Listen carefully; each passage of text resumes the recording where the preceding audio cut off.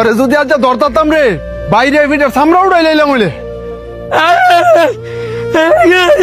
বুবার ঘরের বাবা আরেকদিন যদি খালি গাছের নিচে দেখমু তোরে গাছের লগে বাইন্দা বিডামু।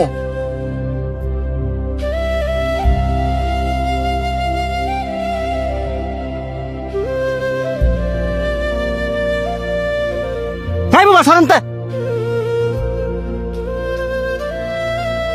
তোরে না করছি এই ময়লা কাগুলি আমার সামনে না আইতি তোর শরীরের গন্ধ যে আমার সহ্য হয় না এটা কি তুই বুঝস না? হ্যাঁ কথায় কাজ হইতো না। হ্যাঁ একদিন পিসপুরা বান দিয়া ঠিক মতন ফিরাইতে হইব তাইলে আর আঙ্গ লাগাইতো না। বাহ খুব সুন্দর কথা কইছস। হাই তোকে পছন্দ করে দিকা আর ভালোবাসে দিকে তো তোকে লগে আর তোরা কিনা কইতাছস হ্যাঁ রে ফিসনুরা বান দিয়া পরে ফিরাইবি। তো তুই তোর লগে আর রাইস হ্যাঁ শরীরতে কি গন্ধ বাড়ে তুই দেখছস? এক কাপড় বেড়ে সবসময় ঘুরে এই যে শার্টটা দেখতেছস এটা আর বাপে পড়তো আর হ্যাঁ আর বাপে সিরা শার্টটা পরে ঘুরে। হ্যাঁ এই শার্টটা কে লেগে পরে ঘুরে কারণ হ্যাঁ আর বাবার অনেক পরিমাণে ভালোবাসে। হ্যাঁ তো তখন মতন সামর্থ্য নাই যে চাইলে রং বেরঙের কাপড় বেরো ঘুরবো।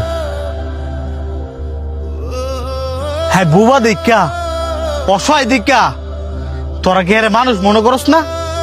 এই যে হ্যাঁ মনে আঘাত দিয়ে দিয়ে কথা কস হ্যাঁ কি মনের ভিতরে কষ্ট পায় না? এই তোরা কি জানোস না হ্যাঁ মুখে কইতে না পারলো কানে সবে শুনে।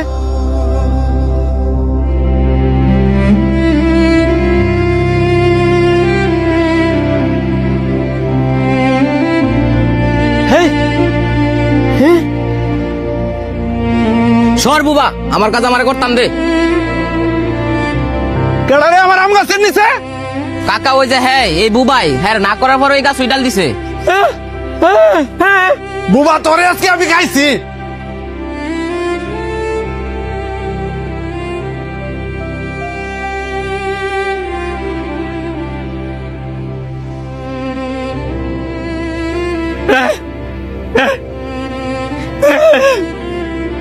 আমি একজন বোবা।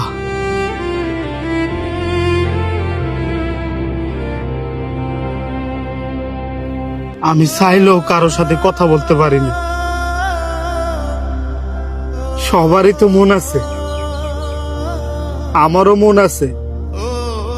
তার মানে এই নয় আমি বুবা দেখা আমার মনটাও বুবা। এই যে আমার মানুষ মারে বহে আমার মনে কত